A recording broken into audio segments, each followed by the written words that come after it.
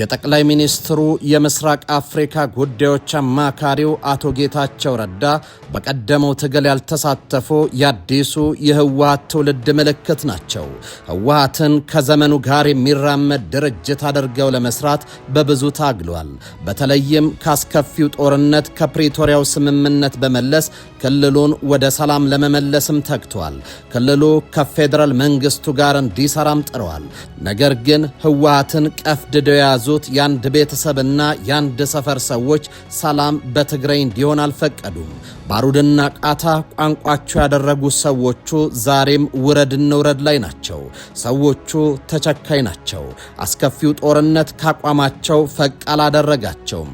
የድሃ አደግ ልጆች ሰቆቃ፣ የመበለቶች ጩኸት፣ ደጋፊ የሚሹ አባቶች ሰቆቃና ዋይታ ግድ አይሰጣቸውም።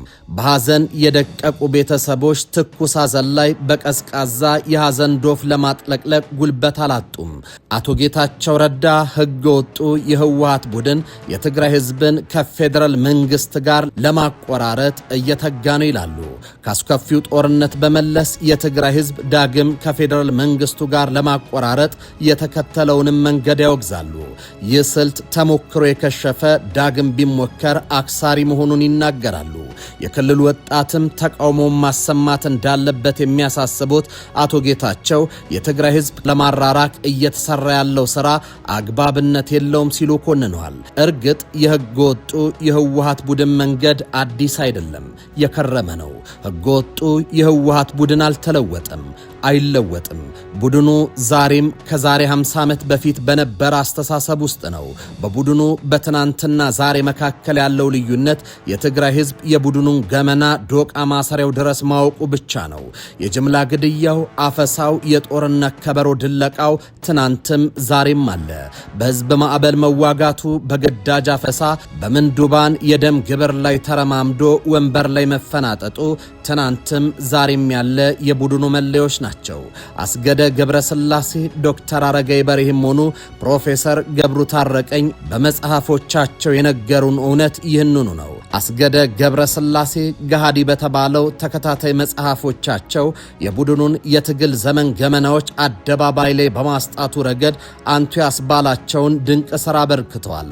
በድርጅቱ ውስጥ የፖለቲካም ሆነ ስትራቴጂያዊ ጥያቄዎች የሚያነሱ አባላት ወዲያውኑ ጸረ ህዝብ፣ ከሃዲ ወይም የጠላት ሰለ የሚል የሞት ታፔላ ይለጠፍባቸዋል። ገሃዲ በርካታ ቆራት ታጋዮች በጠላት ጥይት ሳይሆን ነፃነትን በጠየቁበት አንደበታቸው ምክንያት በራሳቸው ጓዶች የሞት ጽዋ እንደጠጡ በስምና በቦታ አስደግፎ ይሞግታል። ይህ የደም ፖለቲካ ድርጅቱ ወደፊት ለሚገነባው አፋኝ የመንግስት መዋቅር የመጀመሪያውን የመሰረት ድንጋይ ጣለበት ክስተት ነበር። ከዚህ ባሻገር የድርጅቱ አፈታሪክ የማህበረሰቡ አባላት በራሳቸው ፍላጎትና ንቃት ወደ ትግሉ ጎረፉ የሚል ቢሆንም አስገደ ገብረ ስላሴ ግን የገበሬውን እንባና የግዳጅ አፈሳን መራራ እውነት ያጋልጣሉ። የጦርነቱን አስከፊነት ሸሽተው ማረሻቸውን፣ ሰላማዊ ኑሯቸውን መቀጠል የፈለጉ ወጣቶችና አርሶ አደሮችን በማስገደድ ወደ ጦር ግንባር ይነዱ ነበር። ልጆቻችንን አንሰጥም ባሉ ቤተሰቦች ላይ የደረሰው እስራት፣ እንግልትና የንብረት ቅሚያ የትጥቅ ትግሉ ከህዝባዊ ፈቃደኝነት ይልቅ በጥቅምና በጉልበት ላይ የተመሰረተ እንደነበርም ያረጋገጠ ነው። ይህም መሰሉ የኃይል እርምጃ በበረሃው ማህበረሰብ ውስጥ የፍርሃት ባህል እንዲንሰራፋ አድርጎ እንደነበር ገሃዲ በአስገራሚ ሁኔታ ይገልጸዋል።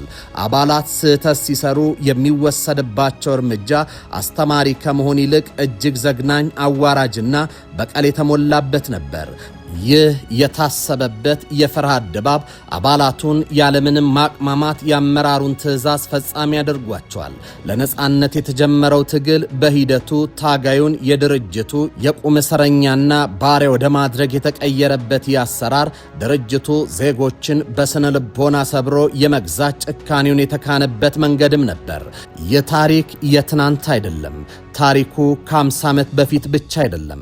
ህወሓት አልተለወጠም። ዛሬም ከ50 ዓመት በፊት ነው። ዛሬም ማፈሳ፣ ዛሬም ስም ማጥፋት፣ ዛሬም ህዝባዊ ማዕበል፣ ዛሬም የሴራ ግድያ ላይ ነው። ሰልፊ ኣብ አዲስ አበባ ዝነብር ትግራይ ጥራሕ ዘይኾነስ ኣብ ትግራይ ሰላማዊ ዝኾነ መንገዲ ናብራኡ ክደፍእ ስለዘይኻለ ዛሬ እያደረግነው ያለው ሰልፍ በአዲስ አበባ የሚኖር ትግራዋይ ብቻ ሳይሆን በትግራይ ሰላማዊ በሆነ ሁኔታ ኑሮውን መምራት ያልቻለ በአፈሳና በሌሎች የአፈና ተግባራት ወደ አዲስ አበባ የመጣ በርካታ ወጣቶች ያሉበት ሁኔታ ላይ ስላለን ድምጽ የምናሰማበት እድል መጠቀም አለብን ብለን ስላመንን ነው። አሁንም ህዝብ እንዲፈናቀል እያደረገ ያለውና ከባድ ጉዳት እያስከተለ ያለው ኋላ ቀር ቡድን በአዲስ አበባ የሚደረግ ሰልፍ እንደ አንድ የክህደት መለያ አድርጎ ሊያሳይ ይሞክራል። ሰሚ የለውም እንጂ የትግራይ ህዝብ ነፃ የሚወጣበት ሁኔታ እንዲፈጠር፣ ተፈናቃዮች እንዲመለሱ፣ ትግራይ ወደ ልማት እንድትመለስ፣ ጦርነትና የጦርነት ድባብ ለአንዴና ለመጨረሻ ጊዜ እንዲቆም ነው የዚህ ሰልፉ ምክንያት።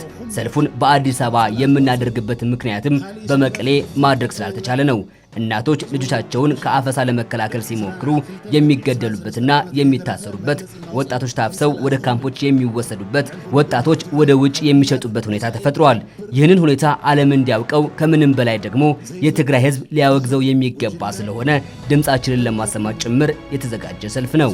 የህወሓት መስራችና የመጀመሪያው ወታደራዊ አዛዥ የነበሩት ዶክተር አረጋይ በርሄ የህወሓት የፖለቲካ ታሪክ በተሰኘው መጽሐፋቸው እንዲሁም አስገደ ገብረስላሴ ገሃዲ ወይም እውነት በተሰኘው ማስታወሻቸው የከተቡት እውነታ የድርጅቱን የውስጥ ደዌና የትግሉን ጠማማ ጉዞ ከዋና ከምንጭ የሚያጋልጥ ሕያው ሰነድ ነው።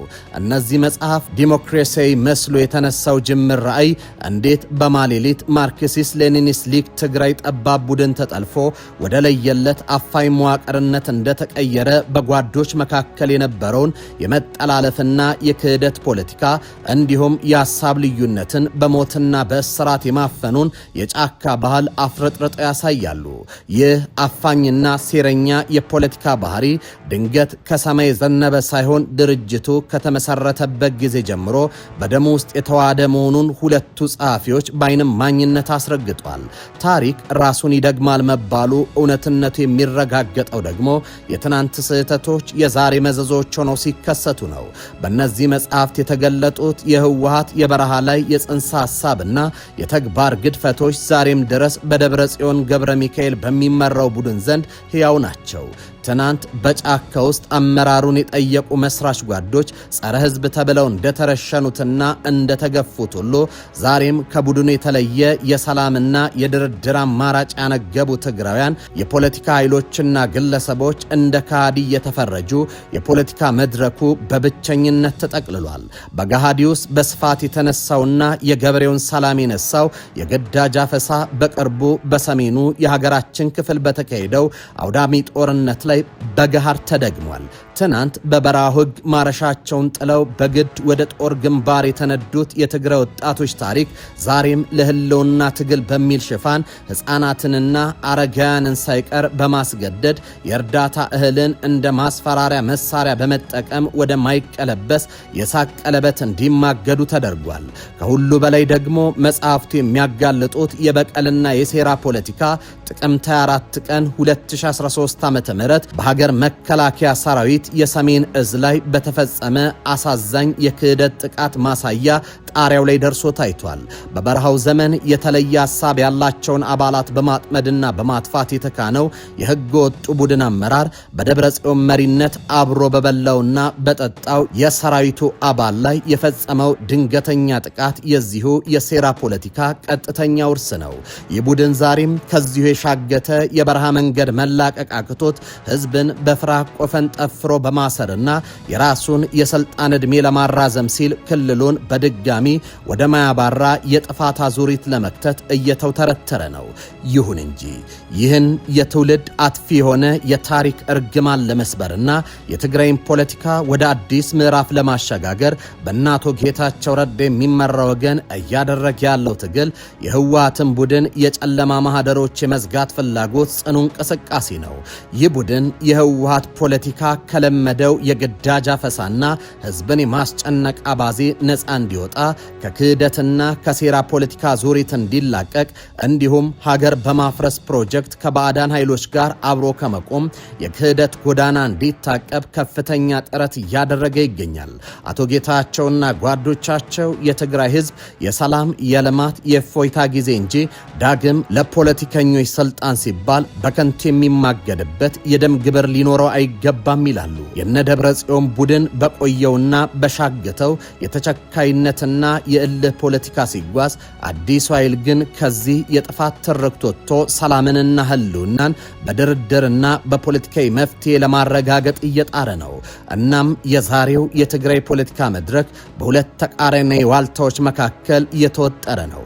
አንደኛው በዶክተር አረጋይና ባስገደ መጽሐፍት የተመዘገበውን የጥፋትና የክህደት ያፈሳ ታሪክ ዛሬም እንደ ጽድቅ አንግቦ የሚጓዘው ተቸካዩ ኃይል ሲሆን፣ ሌላኛው ደግሞ ከዚያ ወዳሚ ታሪክ እስር ቤት ህዝቡን ለማላቀቅ የሚታገለውና የለውጥና የሰላም ድምጽ ነው። ፕሪቶሪያ ጊዜም ተደራዳሪ ነበር። ተደራድረን ሰላም ተፈራርመን ከመጡት ውስጥ አንዱ ነኝ።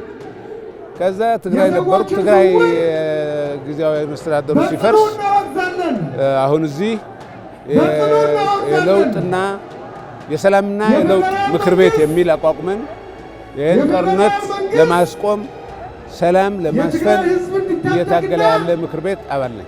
እንደዚህ ብለህ ልትገልጸው የምትችል የለም። ቢኮዝ ብዙ ዓለም ላይ እንደዚህ አይነት ተሞክሮም የለም። ሰው ይዘምታል። ሁሉም ኢትዮጵያዊ ዘምቷል እኮ። የሀገር ጉዳይ ሲመጣ ዝመት ተብሎ ይዘምታል። ለገበያ ለሰው ጉዳይ ሱዳን፣ ኮርዶፋን ለሚደረግ ውጊያ በብር ተደራድሮ ለአንድ ሰው 300 ለአንድ ሰው 400 ተብሎ ለመሸጥ ከናት በጉልበት ልጅ ዘርፎ የሚሄድ የሀገር ፖለቲከኛ ታይቶ አይታወቅም። ጽምዶ ብሎ የጀመሩትን ስራ ለማስኬድ ወጣቱን አስገድዶ በግፍ እናቶች እያለቀሱ እየጮሁ እየታሰሩ እየተገደሉ ነው ያለውና በጣም አስጠያፊ የሆነ ግፍ ነው የሚሰራ ያለ በትግራይ ላይ። የትግራይ ወጣቶች ግን በአሁኑ ሰዓት እናት ተሸማቃ ቤት ውስጥ ነው ያለችው። ወጣቶቹ ልጄ ዛሬ ሞተ አለ ሄደ እያለች በስጋት ነው ያለችው። የኔ እናት ቤቷ አርፋ እየተቀመጠች በፈለግነው ሰዓት እየገባን በፈለግነው ሰዓት እየወጣን ትግራይ ላይ ያለው ነገር ግን በጣም የሚያሳዝን ነው። ቡድኑ ኢትዮጵያም ይሁን ትግራይም ይሁን እኔ ካልገዛሁት ከኔ ውጭ ያለ ሁሉም ባዳ ነው ብሎ ነው የሚያስበው። እሱ ሲኖር ኢትዮጵያ የሁላችን ሀገር ናት ይላል። እሱ ሲኖር ትግራይ የሁላችን ክልል ናት ይላል። እሱ ሳይኖር ደግሞ ትግራይ መታመስ አለባት፣ ኢትዮጵያ መታመስ አለባት። እቺ ሀገር እኔ ካልመራዋት ትፍረስ የሚል ኃይል ነው።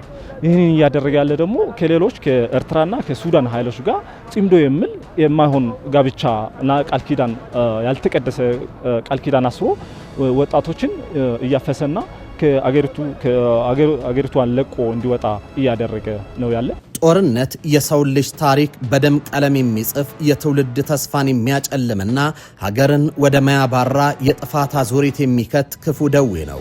ከዚህ አውዳሚ ማዕበል መውጫ ብቸኛው መንገድ ደግሞ እውነተኛ የሰላም ጥማት፣ የሰከነ የፖለቲካ ጥበብ ብቻ ነው።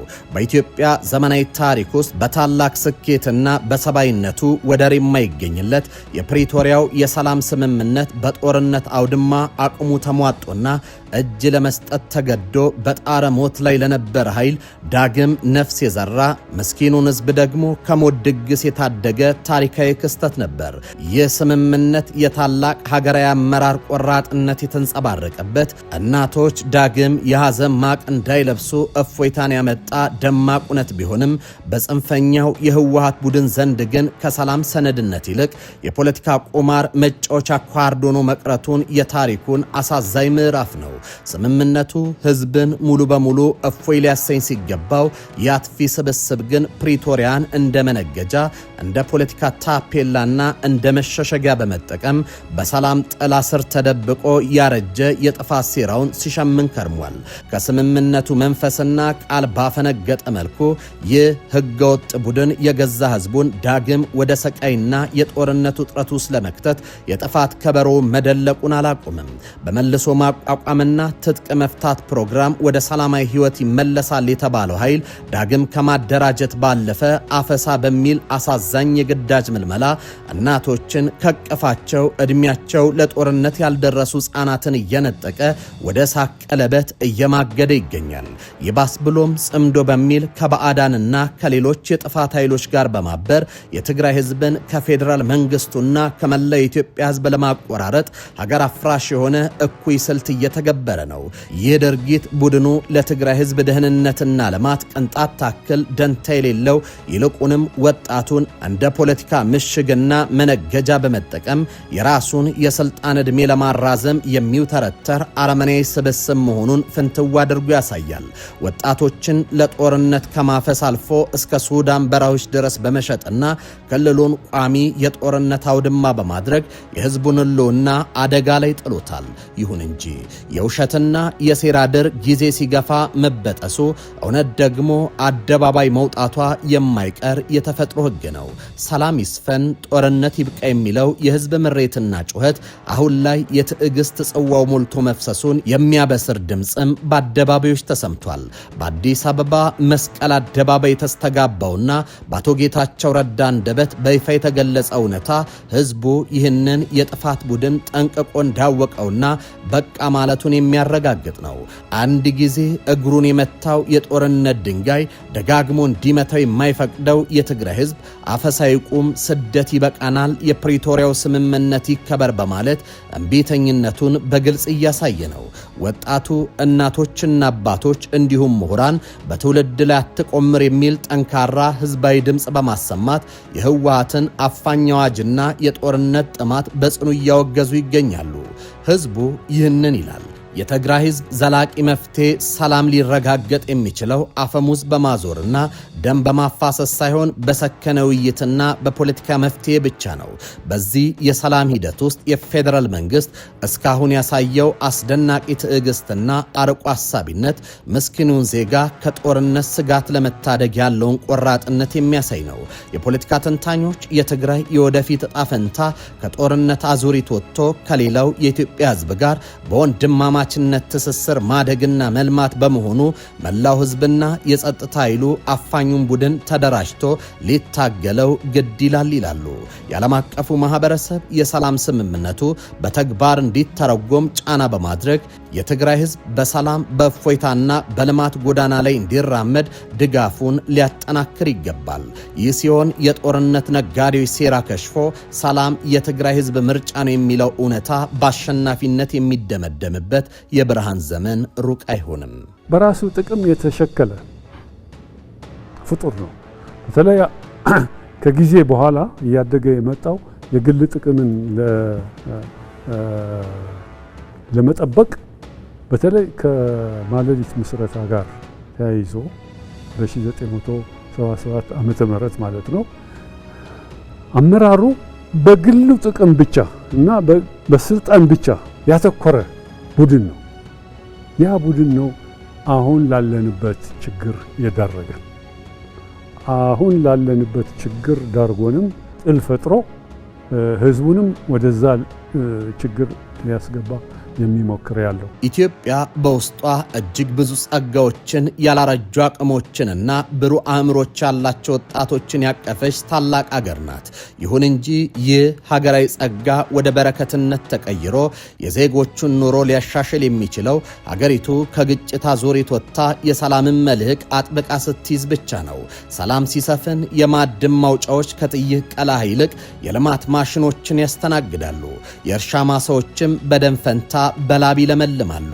የውጭ ቀጥታ ኢንቨስትመንትና ቱሪዝም በስፋት ይንሰራፋል። ኢትዮጵያ በሰላም ብቻ ታተርፋለች። ያን ጊዜ ሀብቷን የዜጎቿን ህይወት ለማጥፋት ሳይሆን ትውልድን ለመገንባት ሆስፒታሎችንና ትምህርት ቤቶችን ለማነጽ እንዲሁም ቴክኖሎጂን ለማስፋፋት ታውሏለች።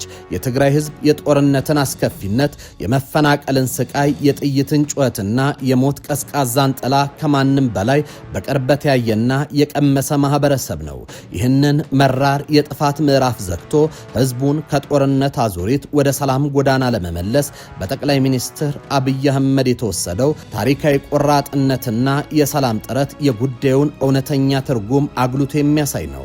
ጠቅላይ ሚኒስትሩ ጦርነት ለማንም አይጠቅምም፣ ድል ቢገኝበትም እንኳን ኪሳራው የሀገር ነው በሚል የጸና አቋም የፕሪቶሪያውን የሰላም ስምምነት እውን በማድረግ ለትግራይ ህዝብ የሰላም በር እንዲከፈት ትልቅ መስዋዕትነት ከፍሏል። ምንም እንኳን በጽንፈኛው የህወሓት ቡድን በኩል ስምምነቱን ለማደናቀፍና ዳግም ጦርነት ለመቀስቀስ በተደጋጋሚ ትንኮሳዎች ቢፈጸሙም ጠቅላይ ሚኒስትሩ ሀገርን የማዳን ህዝብን ከእልቂት የመታደግ እጅግ አስደናቂ የሆነ የፖለቲካ ትዕግስት አሳይቷል። ከዚህ ባለፈ የወደመው መሰረተ ልማቶችን እንደገና በመገንባት የባንክ የስልክና የመብራት አገልግሎቶችን በፍጥነት በማስጀመር እንዲሁም የትግራይ ወጣቶች ትጥቃቸውን ፈተው በዲዲአር ወደ ሰላም ህይወት እንዲቀላቀሉ በማድረግ የትግራይ ህዝብ እውነተኛ የሰላም ፍሬን እንዲቀምስ መንገዱን ጠርጓል። ስለሆነም የትግራይ ህዝብ በሰላም ብቻ ያተርፋል የሚለው እሳቤ ምርጫ ሳይሆን የሞትና የሽረት ጉዳይ ነው። የትግራይ ህዝብ እውነተኛ ትርፉ ያለው ጠመንጃ በማንገብ ሳይሆን ከፌዴራል መንግስቱና ከሌሎች የኢትዮጵያ ወንድሞቹና እህቶቹ ጋር በንግድ በማህበራዊ ትስስር በመቆራኘት ላይ መሆኑን በተግባር እየታየ ነው። ከጦርነት አዙሪት ወጥቶ ፖለቲካዊ ልዩነቶችን በሰለጠነ የውይይት ጠረጴዛ ላይ መፍታት ህዝቡን ከዘመናት የፖለቲካ ቁማርተኞች መዳፍ ነፃ የሚያወጣ ብቸኛው የብርሃን ጎዳና ነው። የተወደዳችሁ የኢትዮ መልሕቅ ቤተሰቦች የዛሬው መልሕቃችን በዚህ ተጠናቋል። በቀጣይ በሌላ ዝግጅት እስከምንገናኝ በያላችሁበት ሰናይ ጊዜ ይሁንላችሁ።